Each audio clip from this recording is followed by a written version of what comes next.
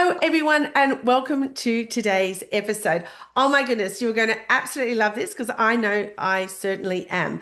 Back in August, when I was the MC once again at the AGE in Sydney, this amazing lady was part of a panel. And just hearing her story unfold in the hospitality industry, I knew she had to be a guest, not only about her own journey in building this amazing business, but where she is actually located in Australia. So let me introduce you to my guest today. Emily is an entrepreneur and a truly inspiring businesswoman. She runs and owns several businesses in Nyngan and won Outstanding Young Business Leader at the 2024 New South Wales Business Awards. Emily Stanton and her husband James have just restored the Ningen Hotel, which opened on the 1st of July 2024. Ningen Hotel was built in 1883 and has been closed for the past 40 years. The opportunity to bring something new and exciting to Ningen is what drove Emily to pursue this project. While juggling her small family of three boys and other business ventures, she has been overwhelmed with the amount of support she has received from the community, having shared the whole journey through social media platforms. Welcome, Emily, to today's podcast. I'm so glad that you're joining me. Thank you. Thank you very much for having me on today. I'm really looking forward to this conversation, and we've got lots of questions to cover. But first, both for my Aussie listeners as well as the overseas, whereabouts is the beautiful township of Nyngan? So we're located in central west New South Wales, which is quite a long way from Sydney. So we're geographically basically right in the centre of the map of New South Wales, and we're halfway between Dubbo and Burke. So Dubbo is our main centre. When you drive into our town, it says "Welcome to Nyngan and the Great Outback." So yeah, we're on the edge of the outback. So, people, my beautiful listeners, you can just be pictured in your mind. There is a lot of soil, a lot of animals, and a beautiful place to go to relax. And I'm sure you had the most spectacular stars in the sky because there wouldn't be many lights out there. Would I be right? No, yeah, definitely have a good night sky out here. That's for sure. Which But is yeah, quite rural, quite I guess people would say isolated. There's 2,500 people in our town, so you can still get everything you need. And yeah, an hour and 40 minutes basically into Dubbo, which is our main centre. Yeah, which is not too far, and then a few more hours into Sydney. But I'm sure, like us all, that once we've moved out into the rural areas, that going into Sydney or any capital city, it's nice to visit, but my goodness, it's great to get home. Oh yeah, It's that's for just, it's sure. absolutely crazy. So, Emily, look, let's start at the beginning. Growing up in Nyngan, you mentioned that you used to pass by the Nyngan Hotel when it was closed for decades, as you know, because your family were from there. What was it about that old building that always stayed with you? Yeah, so a little bit about myself and connection to Mm. Ningen. So I was born and raised here, and I'm a fifth generation local. So my family have been here forever. So generations and generations of my family would have been in the pub. You know, it's been there since 1883. So Yeah. yeah, growing up, it was always, I guess, just a big sleeping giant on the corner. So it closed in 1983. So about 40 years ago. And I had never been in the building in my lifetime. It was just closed. So Mm. yeah, it was like a big sleeping giant on the corner. And I was always just so curious as to what it might look like inside. And Mm. yeah, I guess, you imagine what it might have been like when it was operating as a hotel back in the day. And Yes. it seemed like it was just sitting there so wasted. Yeah, and to be passing all that time, and I'm sure with five generations of your family living in Nyngan, they would have been having stories and sharing them with you as well about what it was like when they were there, over Yeah, different for decades. sure. A Yes. lot of locals, like once we actually bought the building, a lot of locals, you'd see them down the street and they'd all want to share their story of, being in the Ningen and what it used to be like. So Yes. a Yeah. lot of people in the town had a lot of connection and a lot of memories to it. Yeah. Yeah. And it'd be long-term memories because I'm sure, like most pubs at any outback, country town, it is the heart of the community, isn't it? It is, yeah. Something interesting actually that I found when I was doing research on the history of the building, there was once 15 hotels in Ningen. Wow. Gosh. Yeah. So it was originally the town boomed on the railway. So when the railway first came to town, and because it was, there was no motor cars and things to get to Dubbo, there was so much more in the town because that was Mm. basically everyone, the population was booming then, people were moving to town. So over time, and I think you find this in a lot of the regional towns, pubs shut down a lot, over that period. So when we reopened it, there was only one other pub left in town, a couple of Gosh. clubs, but only one other pub. So it was huge for the town for that to reopen, and you really just Yes. don't hear of it in small country towns. It's very rare that people are crazy enough to open a pub in regional Australia. And so we're going to hear about that crazy journey in a moment. But what is most of the that 2,500 population? So your family have obviously been farmers. They've got Yeah, land. So what yeah. what is the majority of people work wise? What do they do around Nyngan? What's it So known? our biggest industries here is mining and farming. Mm-hmm. So mining is the biggest industry. It employs a lot of local people, and there's always a lot of contractors coming to town. So we're really lucky to have that industry. And farming is second behind that. So yeah, the town is a very much mining and farming based community. Yes, yeah. And is that coal or gold or Copper. copper? Oh gosh. Yeah, Wow, that's very yeah. unusual. So And my parents are farmers, so I live on a farm just out of town. I yeah. don't know if you can hear the buzz in the background. I was worried about it when I came on, but my dad's actually flying around in his helicopter out here trying to muster goats. And I'm sitting here thinking, just fly a bit further away so you No, don't can't come hear a through thing. the. Can't hear a thing. But at least you've got a helicopter. My father always, because we grew up on a farm, but my father always said, I'm going to buy you a helicopter, Michelle, just to get around the traffic in Sydney. But at least your father's helicopter's doing Yeah, it's something for doing the some work. community instead of just Yeah, trying to get from A to B. Um, so thank you for that, because I think that's really important. It just really gives people that picture of where you are. Now, restoring yeah. this hotel. It's been closed for 40 years.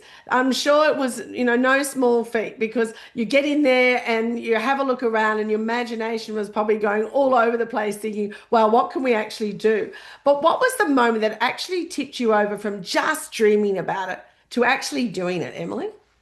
So a little bit about the history and how we ended up where we did was I've managed my parents' tourist park for the last 14 years. So Mhm. I have an accommodation background and my husband's a builder. So in COVID, we restored an old pharmacy building in town here and we turned it into an Airbnb and a few commercial shops. And Right. I loved that whole process. It was the first project that we'd done for ourselves, basically. Mm, And it's very busy here with accommodation because of the mines and, mm, a lot of contractors in town. So we went looking for a building that we may be able to, renovate ourselves and use to expand our accommodation portfolio, yes. which is how we came across the Ningen. Mm. So we never ever envisioned that we would open the food and beverage. We only bought it for the accommodation at the start. So Right. yeah, it was purely for accommodation was why we bought it. And then once we got into it, we got into the reno and we had an architect working on the project. We had a lot of consultants because we had to get this 1883 building up to current building Yeah. code and Yeah. the council compliance and the fire safety. It's just that's a whole nother conversation. Yeah. So we got Anybody who's dealt with council know that it would yeah, take us hours to get through that conversation. it's that was not an easy feat. So we're working with the architect and we sort of were thinking about what we may do with all this hotel side of the building. We Mm. knew what we were going to do with the rooms. We added en suites onto all the rooms because it was the old pub style shared amenities. And Wow. once we got into the pub section, I just had this pull and I just had it on my heart that the community so badly needed, an amazing family friendly venue, good food. Like it wouldn't go away. The thought just, it kept coming to me like, we need to Mm. do this. We need to do this. You also then have, the imposter syndrome in your head thinking, oh, this is crazy. Don't do this. Um, so how it came about that we actually finally took the dive was I was down in Melbourne at the Decor and Design Fair getting ideas for the renovation. Mm. And I was walking around Melbourne Casino, and as far as I could see, there was cafes and eateries and Yes. hotels and just unlimited amounts of amazing places you could go to Mm. socialize, to have a drink, to eat.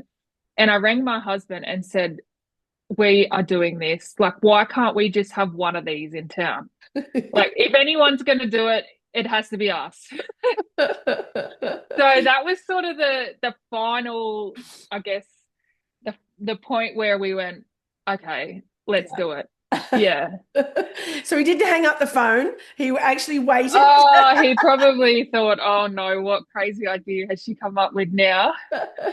And from But yeah, and the thing is about Melbourne, listeners, it is famous for its cafes and little eateries and hole in the wall bars. And so it's the perfect place, Emily, to go yeah, to and just see such an eclectic mix of offerings when it comes to food and beverage, but also the eclectic mix of people that it brings to that space. So I can imagine your excitement on the phone, but perhaps James was thinking in the back of his head, okay, how are we going to do this? But I trust yeah. you. I think he was definitely thinking that. And it was sort of at the stage in the build where we didn't really know what we were going to do with it all anyway, and Right. it sort of timed it well with being able to tie in with the architect with planning all that to be now food and beverage. And Yes. yeah, that's sort of when it happened, which was probably about 9 months before we opened. I'd say that came Okay. about. Yeah. Gosh. So how long did the build take altogether once you got approval? So it was around 18 months. Right. Okay. Yeah. Good. So we went very, very hard the last 6 months. Mm. So it was like the first year we sort of worked on other jobs as well with my husband's building business. Mm. And then yeah, the last 6 months we always had that 1st of July deadline. So we Right. opened 1st of July 2024. And yeah, we went very, very hard that last 6 months to get it open. Yeah. And what I just heard you briefly say there, that first 12 months, he's still committed to his work and that he's got lined up with his team. I'm sure you're Yeah. still helping your parents. You've got three small children at the same stage and, trying to juggle all that. How did you actually just stay grounded and not go, what are we doing?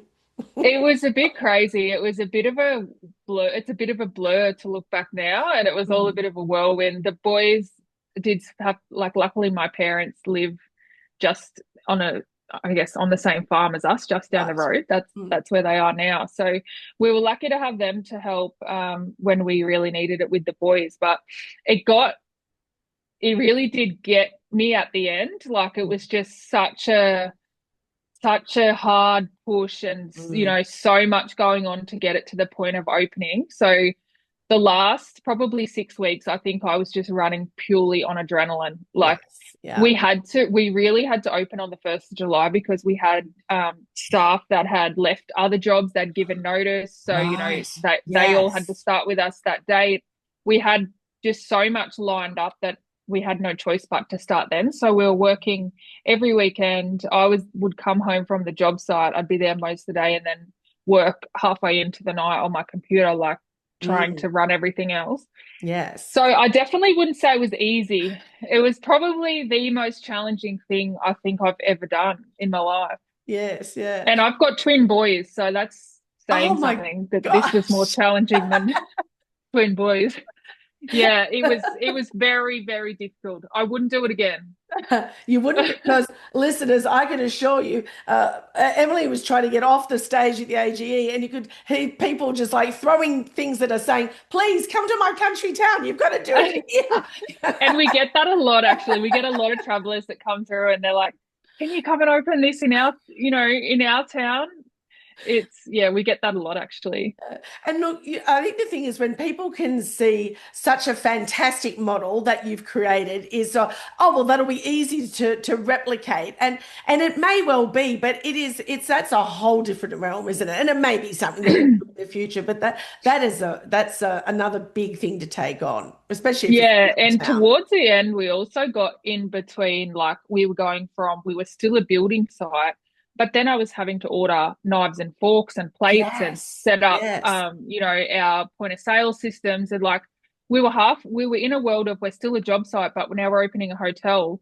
So yeah. there was just so much going on, so many moving parts. And yeah, Did it you, was did you, challenging, good character building. yeah, character building. Yeah. Did you use any sort of project management tools, or are you just old fashioned and sitting there with this spreadsheet and a whole lot of pencils going, how is everything working?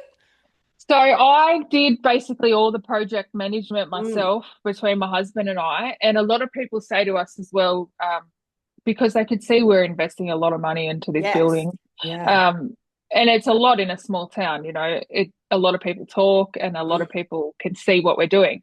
So a lot of people would say, "Oh, I bet you've blown the budget." And it was, yeah, we did blow the budget, but we also blew the idea.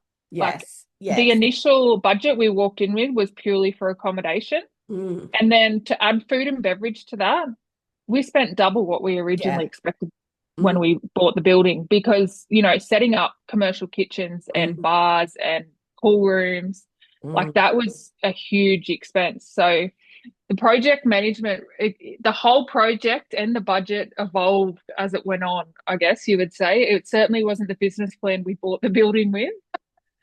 It was adaptable, let's say.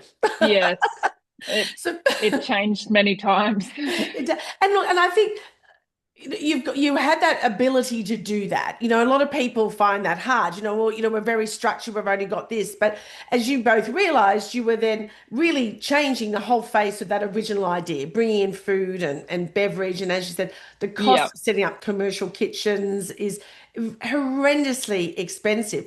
But then we come down to the people side of things, because like many country towns in all countries around the world, but we find it particularly here in Australia because there's such long distances between areas, is getting the people in. So how did you find about building a team for a brand new venture like this? Must have come both with challenges and rewards. And how did you go about finding and then leading that team, Emily? Yeah, so this has actually been interesting, and the theory I had on this was that we were going to employ only locals, was what Right. we thought when we first opened. So our head chef and our cook, they're husband and wife, and they're Nepalese. Oh, So we've had them right from the start, and excellent. they're brilliant. We actually sponsor them. So the whole outside of those guys, we really wanted the rest of the team to be local. So, Mm, and I knew that I needed a manager because we've got so many other businesses running in the background. I yes. actually approached a local girl who was working in a cafe, and every time I went into the cafe, I just saw so much potential in her. And I approached her, and she came on board. She's still with us now, and she's brilliant. She's Gosh. amazing. So we're lucky to have her.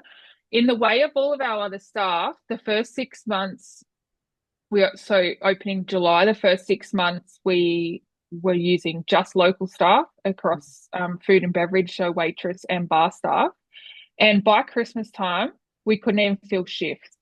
So Mm, it was very unreliable. It was really disappointing, to be honest, because we I thought that we'd be able to really support the locals, and employment obviously in a small town is mm. huge, but we just couldn't get the reliability. So yeah, turns out no Aussies want to work in food and beverage over Christmas and New Year's, which is our Mm. biggest, busiest Yes. time. Yes. So Yeah. that was really interesting. So, but we had to completely change how we were staffing and how we were doing Mm, it because we weren't going to be able to open the doors if we kept going how we were going with people pulling out last minute on shifts and mm.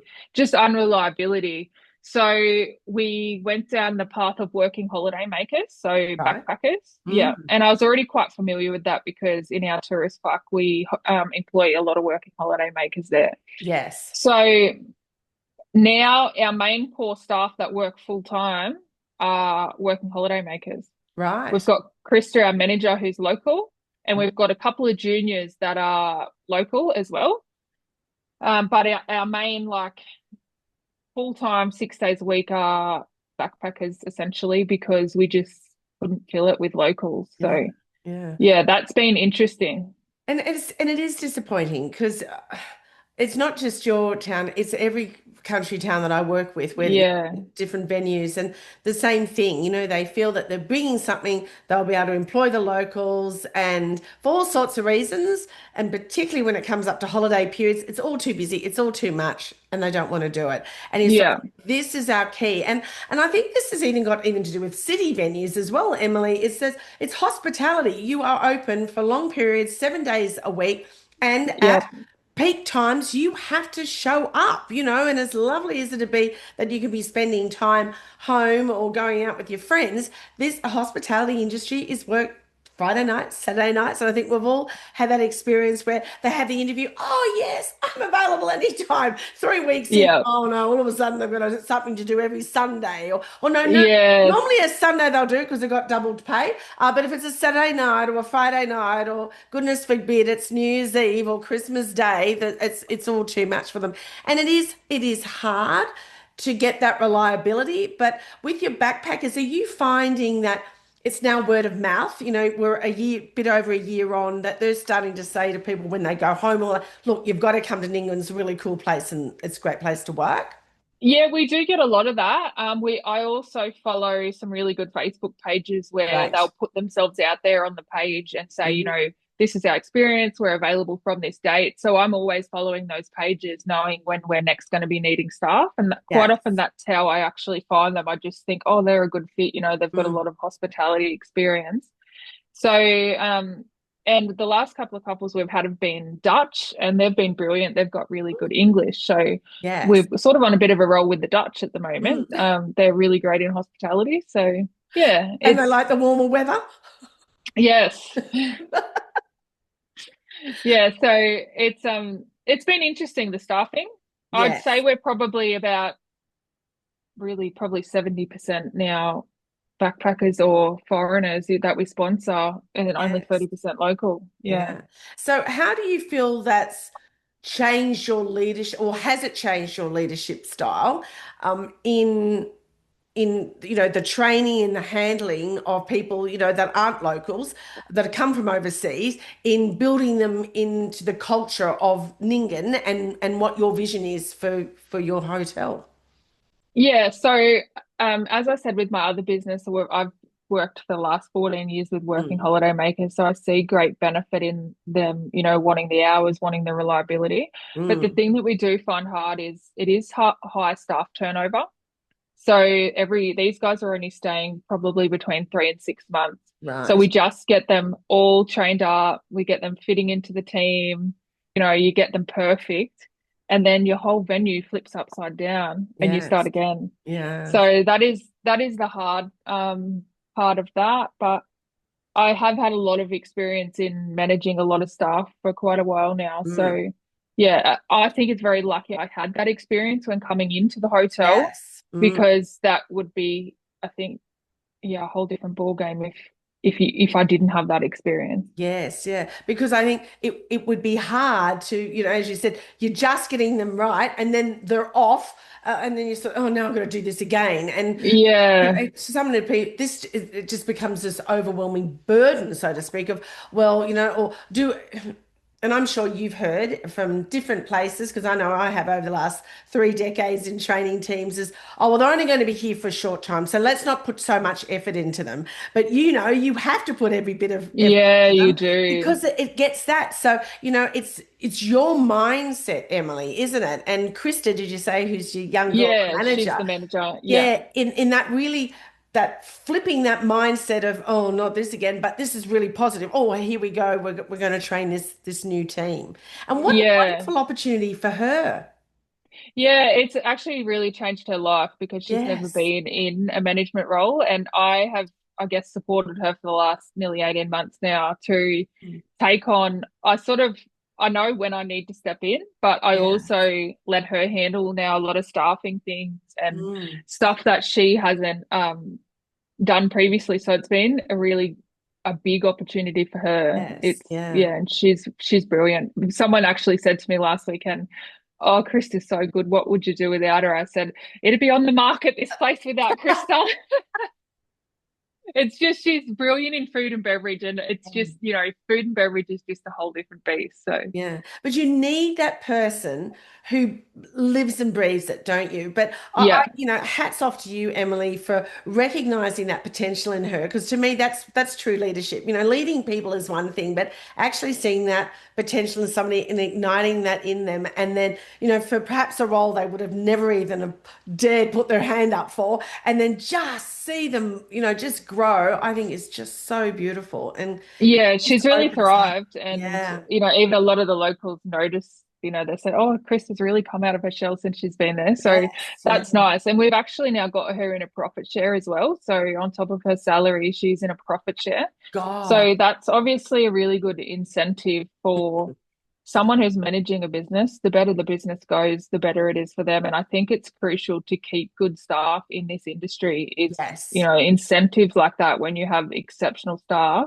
Mm. I think is really important. Yes, yeah. And I think the thing is, if you're able to do that, doing that profit share, or just offering them something that little bit more, whether it's healthcare, whether, it's just childcare, it's thinking outside of the square and instead of Yeah. going, oh, well, that old, well, they're getting paid to do the job. That they can do the job, but wow, if we give them that little bit of thank you, that little bit more of an incentive, how much more are they going to do for us? Yeah, it goes a long way, It definitely. does. Yeah.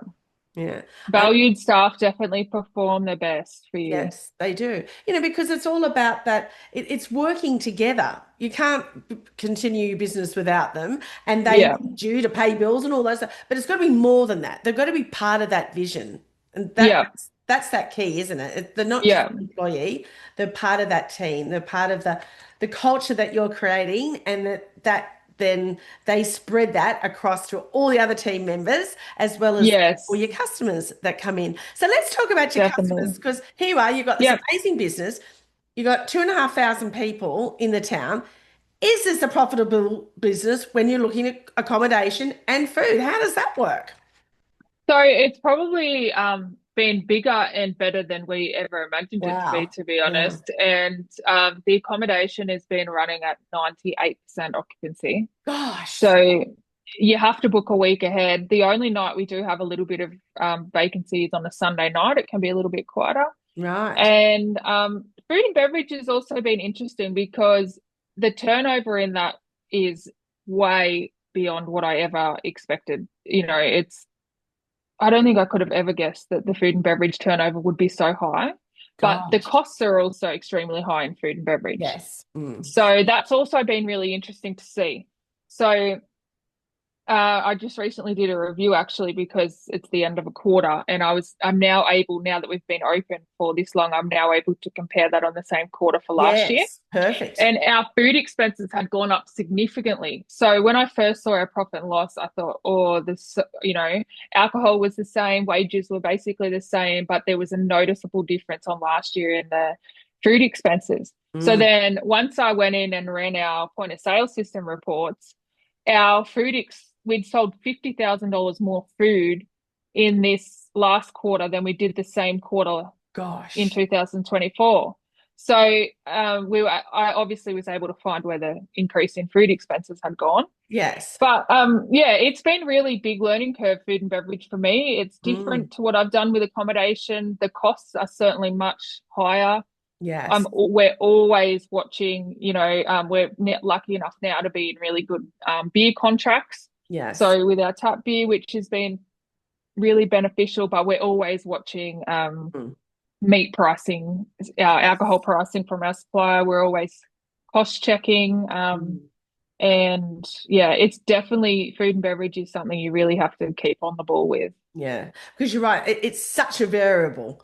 And we know the Yeah, cost of living is going up. It was quite just before we got on the call, I popped down to Woolies and I think I got six items and it worked out to be $56. I think two packets of toothpaste and soap and a body wash. And it was not much. There was nothing actually edible in it. And even the lady yeah. in the till, she went, wow.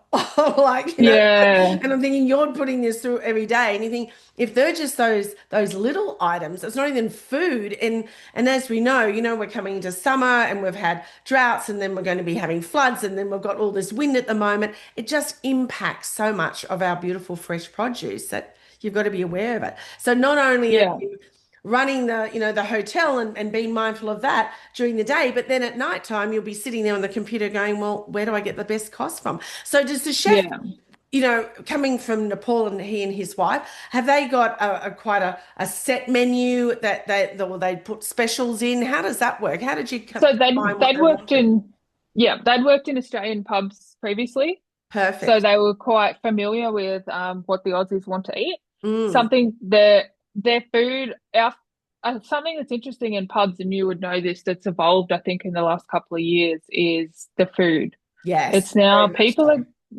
people are Mm, going into nice renovated pubs and mm, expecting better food. They're yes. wanting restaurant style Mm, food. It's just beyond, your palmy and your schnitzel now. mm, So they can cook incredible food. We're very lucky, right? Since we opened, we've had very good food. But mm. the other interesting thing has been anything different that we've tried to put on the menu. So soba noodle salad, which I'm already thinking about that I want for lunch today. It's so good. Um, it hasn't been a big seller. So Ah, people, I guess, where we are not that familiar with things outside the box. yes. They're not dining at all these different restaurants and city Mm, restaurants and seeing all the different things that you can eat. So yes. something we're finding is our big sellers are our steaks, our schnitzels, our palmies, our lamb shanks were a massive seller this winter. Yes.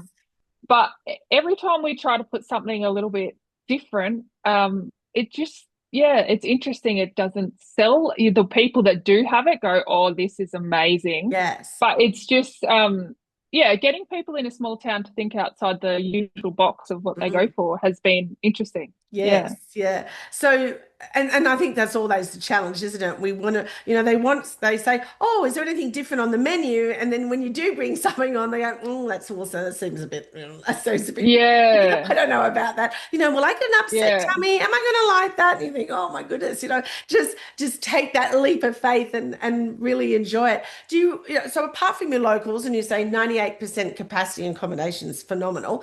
Do you Yeah. have tourists going through there? I mean, you've got Yeah. a highway near you. Mm, Yeah, so we're on a main highway, the Mitchell Highway. mm, It's a direct thoroughfare through to we're halfway between Sydney and Broken Hill. mm. It's like the route through to Adelaide or even those going up as Darwin. So we get quite a lot of highway traffic. Mm. Majority of our clientele, so we've really focused on families, getting families in. Okay. Yeah. I guess the younger demographic in town, the ones Mm. working in the mines, these are all target market people.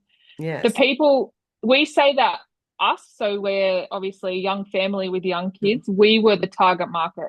Yes. So we really weren't going anywhere before. There's a couple of clubs and one pub, but it wasn't somewhere we'd be happy to go and take the Mm. kids. The kids would be sitting there, there'd be really no playground or not much for the kids to do. And Mm. we were really just eating at home. So our demographic and what we are was a huge part of our target market. So yeah, families are really big for us at the pub. And yeah, we get a lot of even at the end of shift for the miners. Big crew of them Ah, will come in and have yes. dinner and drinks at the end of their shift. So yeah, it's probably, I would say, about 65-70% local, and the rest would all be travelers. Yes. Yeah. But even so, Yeah. that's a great number for locals when they've got other choices. But as you said, Yeah. you know, being the target market that you were going for, and actually knowing what they need, I think that was certainly a great positive in your side of things. But it grows, doesn't it? Because they'll go out for a meal. They just sort of think, what's the point going home, having a bite and cook it? They can come there and enjoy a nice meal and see their friends and have a good time. Yeah, I think Mm. there's a lot more probably going out and eating out that just weren't before. So I think that's definitely changed that. And we run a courtesy bus between the hotel and our tourist park. So Perfect. our Great tourist idea. park is also very busy. So when they check in, they've got the map of the park and where they've got to go. And then on the back of that, they've got a whole page of the Ningen Hotel advertising. Why So not? we really sell the Ningen through there as well. Obviously, it's majority travelers, tourists, and workers. So we Yeah. run a bus between the two. So that also works really well. Yeah, I think that's such a smart idea. So many of my clients, who had courtesy buses before COVID, sold them off and said, "Oh, it's just an expense that we don't need." But the ones that have kept them, and as you said, rightly so, either working, giving them to the community, for kids for schools during the day, but at night time, just running people back and forward, it's great. It Yeah, makes a it difference. works well. Yeah. And the thing is, people can see that you've got that connection and therefore go, hey, this is great. Why would you go anywhere else if you can hop on the bus and go and have a lovely meal? Yeah. Yeah. It's Yeah. It's it's working well. it's fantastic. So you've right at the start, you said you were incredibly open on social media about, that whole journey. And the response from the Ninkan community has been amazing. What has that community support meant to you, Emily, and how important do you think transparency is for entrepreneurs today? So when I originally started the Ningen Hotel Instagram page, that was how it all started. I never expected it to become what it became. So it really expanded. We started getting a big following, and our pub was also spoken about a lot, even outside of Ningen. So it was obviously a big thing for the Central West, um, to have this pub opening again. Yes, yes. So it was the talk of the Central West, I would say. And a Mm, lot of people started following us on social media. So we shared the whole Reno journey. So the tradies on site, the before and after photos. We were very lucky to also get some really good collaborations through that. So with Tile Cloud and the Lighting Collective, right. they came on board with the project. So that was huge because we got really big discounts for using their products and then Perfect. providing them with content as well. So Yes, yeah. social media has probably been the best form of advertising for us. Mm, We've got a really big following on Instagram, Facebook, and TikTok. right. So it's been really important. And Mm, then obviously the locals keenly followed along the entire yes. time, and they saw the progress. They saw all the 20 tradie vehicles at the hotel when they drive past. And so yeah, the locals were obviously all very keen to check it out. Mm, And we've been incredibly supported by a lot of locals. On our first birthday, we actually gave out a handwritten cards and gift vouchers to our oh, top 10 customers. right.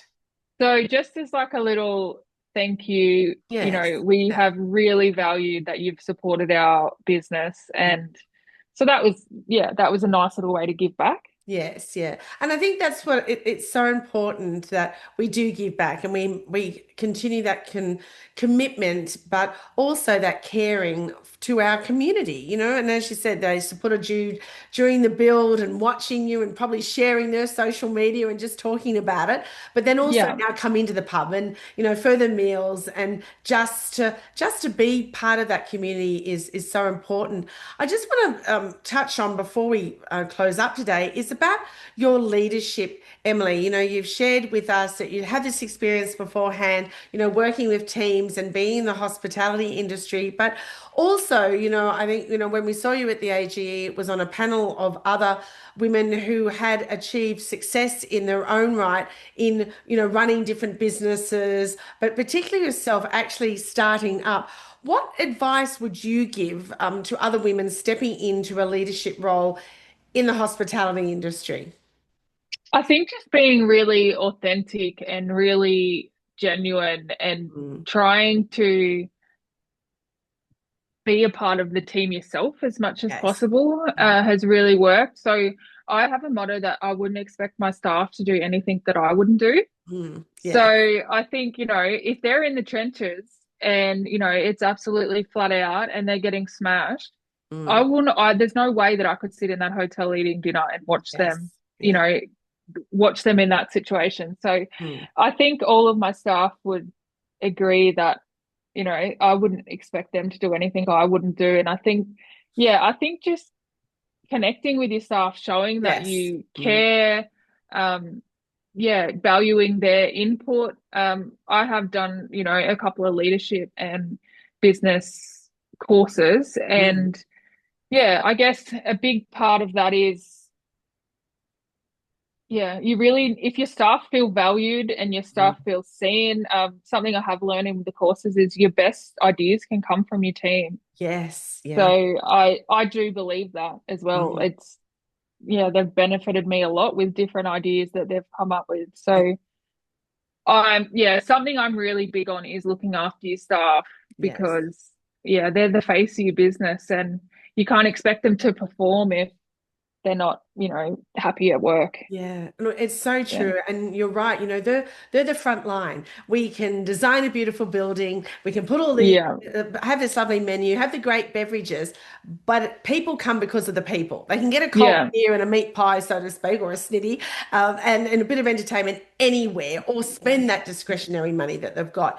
But they come for the people, and you only build a team on a great leadership, because they model every one of your actions and behaviors. And so it's creating that culture. And you're right, you can learn so much from them by just asking them. What are your thoughts? Yeah. What's some Yeah. feedback? Tell me what's going on, and I think the best form of leadership, and I say this would be you, Emily, is tell me, and you're not a person who would go, oh, I tried that, done that. Oh gosh, no, just listen and you absorb it. Yes, like a sponge. Yeah. Yes, like Yeah. you We've can't have actually everything. Yeah. we've even got a board that, promotes staff, a whiteboard promotes staff to say, what do you think we can do better? Yes. What's an Yeah. idea you've got? Mm. What do you want changed? So, Yes. and they can be anonymous when they write that on there. They don't have to, say who actually wrote it. But Mm. it's, definitely your best ideas come from your team. They work every day in that. And I think you have to action their suggestions and opinions as well. If I guess, Yeah. if you think that it might work. So, Yeah. And yeah, and it gives them that feel that they've got buy-in. They're yeah, accountable. This is, oh wow, you're using one of my ideas. I'm sure they might be anonymous, but once it works, oh, that was mine. I'll put my hand. yeah, yeah, yeah, But it's great because it just shows them, particularly as we see with Gen Z, they're our biggest cohort over the next 10 years as employees as well as customers, is they're thinking to themselves, they're not waiting around for years and years to be acknowledged. They want that continual acknowledgement and recognition. And when I say that, that's not about a big fanfare. That's just being recognized, like what you were saying, Emily, in asking for their ideas, giving them feedback. And it's important for them. So the more that you can get involved with them, like you are, they stay and they tell others. yeah, And yeah. that's the thing. It's just so beautiful. Final question. And I have really enjoyed our conversation. I'm sure there's 1,000 other questions I could ask you. But for those listening, you are juggling a family, business, and big dreams. What's one piece of advice you'd share about staying focused, staying sane, and making it all happen in the world of hospitality? Oh, this was a hard one. I had to have a little bit of a think about this one, because some days I don't feel like I do the juggle very well. But I think just being clear on what really matters the most and not sweating the small stuff, I think it would really all get on top of you quite quickly if, you overthought everything and over worried everything. And just trying to stay on track about what really matters, and putting your heart into what you do, I think is a big part of it all as well. Yes, yeah. Because Yeah. that's you, isn't it? When you put your heart Yes. in it, and you said before, using that word being authentic, your team see you, your customers see you, your family see you as, well, this is me, this is who I am, and I'm doing my utmost best to achieve this vision. I Yeah. think you can see even walking into a business when someone's heart's gone into it, Yes.